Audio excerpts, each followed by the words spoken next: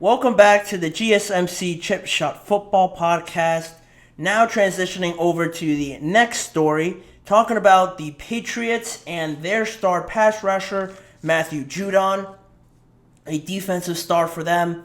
Their defense has been great over the last few years. Even though the offense and their team record hasn't shown it, their defense has actually been very impressive, and he's been a big reason for that in the last couple seasons. He got hurt last season, so even through that, they were still very prominent and very tough to run the ball on, pass it on. They had a good pass rush, but it's always been that offense, the quarterback play that never really supported them and never gave the overall team the right balance that they needed. And now a lot has been said about the Patriots and what they're going to do, having a top 3 pick. Is that enough to supplement this team with the amount of talent that they need to improve upon next season? To just improve, I don't think would be a problem because of their record. I think it'd be harder than it was this past season to play worse than they did. So improving, I think we're going to see with the new head coach there, Maye. But Matt Judon had some things to say as well. He chimed in on the conversation. He appeared on the NFL Network's Good Morning Football yesterday, and he was asked about what he thought the team should do with the number 3 overall pick. And I thought it was interesting because a lot of players will say, it doesn't matter who we get as long as they're ready to work, as long as they're ready to commit and go all in with what the team believes. We'll take anybody, and they'll just, keep it general, not give too much away. But Matt Judon was very adamant about what he wanted, and he said, come on, let's get more picks. Let's get more offensive weapons.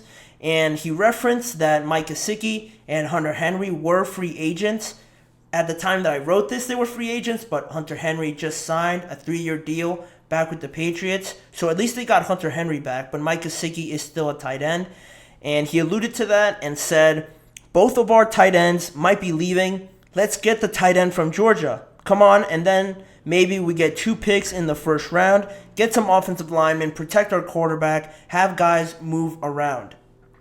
And he went on later on in the show, and after those comments were made, he said that he didn't have any insider information. He was just saying what he felt, how he truly felt to answer that question, if he were the GM or if he was making that decision.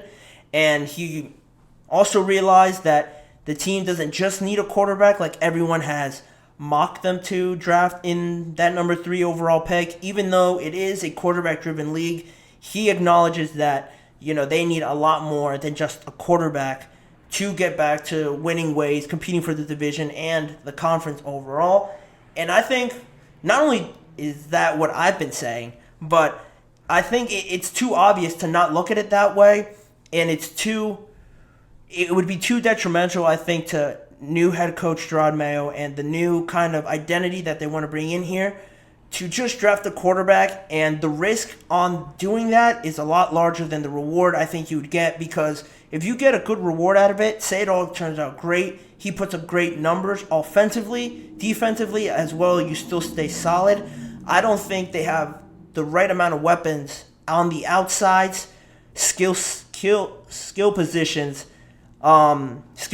wise, where they'll be able to compete with the weapons that the Dolphins have, the talent that the Bills have with just Josh Allen, but as well as Dalton Kincaid, Stephon Diggs, James Cook on the offensive side of the ball.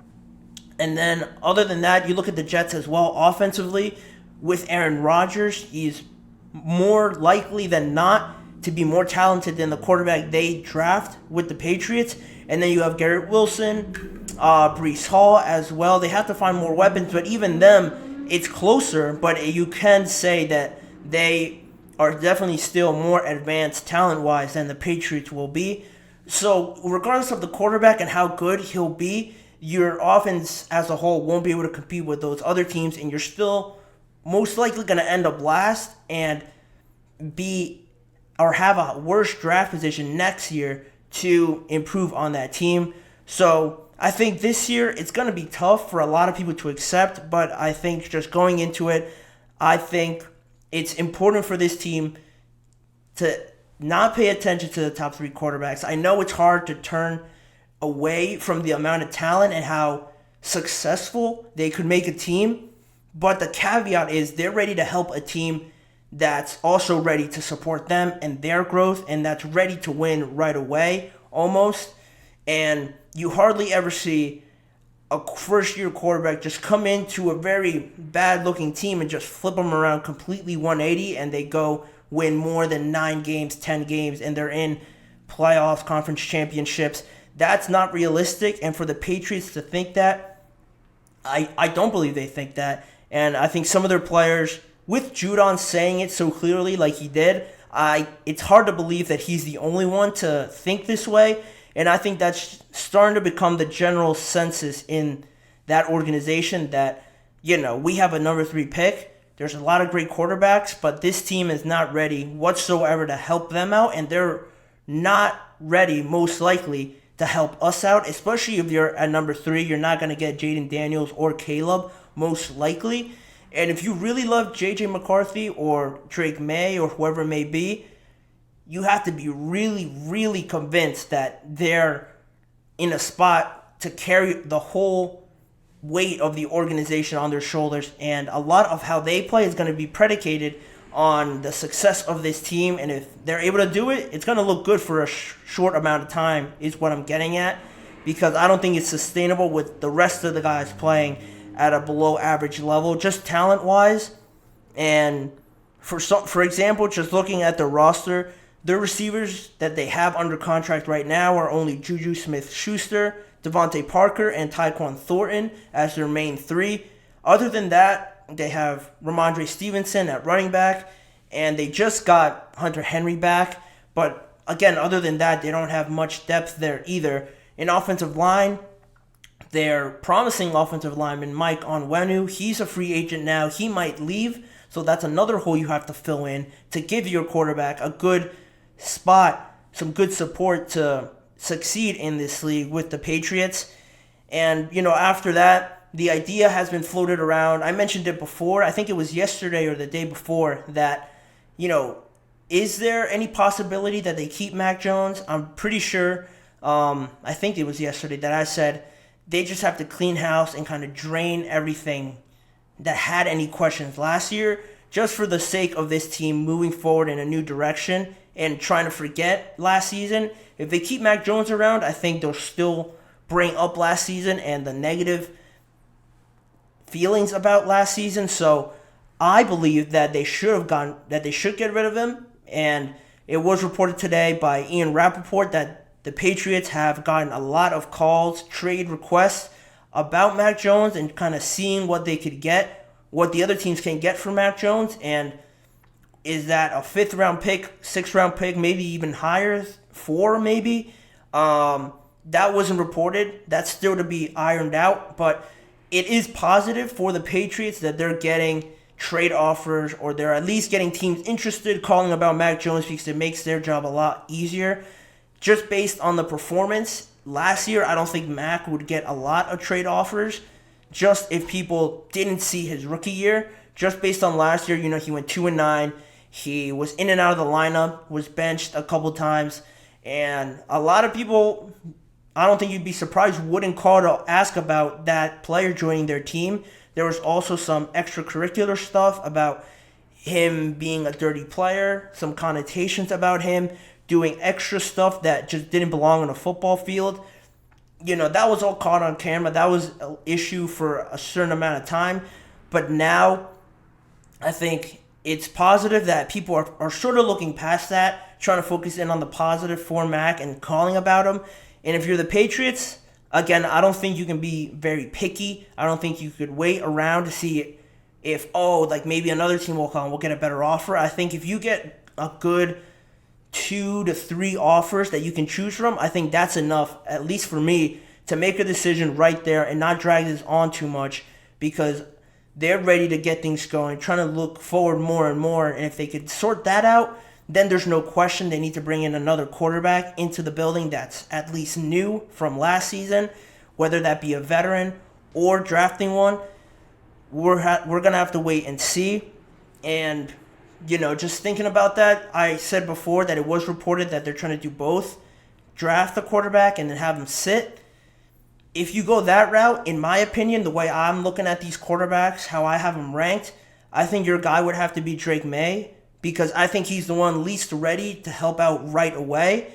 And if that is the case, and I am right about that, you can go down the route of signing a free agent quarterback and going through that route, because I don't think Drake Maye's ready to take on all this weight and all this extra baggage from the Patriots. And with the way the media is up there in Massachusetts, I think they'll end up just killing his confidence and killing or distracting him, making him play scared of not trying to make a mistake, rather than going out there and not being afraid to make a mistake and learning from it is the biggest goal that you can get with a rookie quarterback. With him, I think he's just a tad bit behind his development to the other quarterbacks.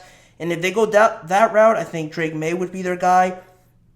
And I've talked a lot about the quarterback, and say they do trade out of it, what position would I think they need the most other than a quarterback?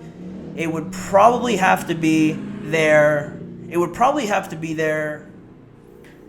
O-line or wide receiver. I don't think they really need much defensively. They might need a corner because they released J.C. Jackson and they don't have anybody else. I mean, they franchised Kyle Duggar, but I think their secondary could improve a little bit. But I think it's too obvious not to go offensive lineman if you get the quarterback, because that's the biggest story, or a wide receiver if you draft one. If you trade back, you could definitely draft one if you still stay in the top 10 and trade with the Falcons maybe back to 8. You could definitely get Rome Odunze or Malik Neighbors or Marvin Harrison if for some miracle he's still there. I think one of those three would be a great addition to their team and would grow greatly with a quarterback. And that's one way you could shape it. Offensive lineman-wise, there's a ton that they could pick. Even at pick number 3, would it be a surprise if they took Joe Alt, who has been the consensus number 1 tackle? That wouldn't be too much of a surprise for me.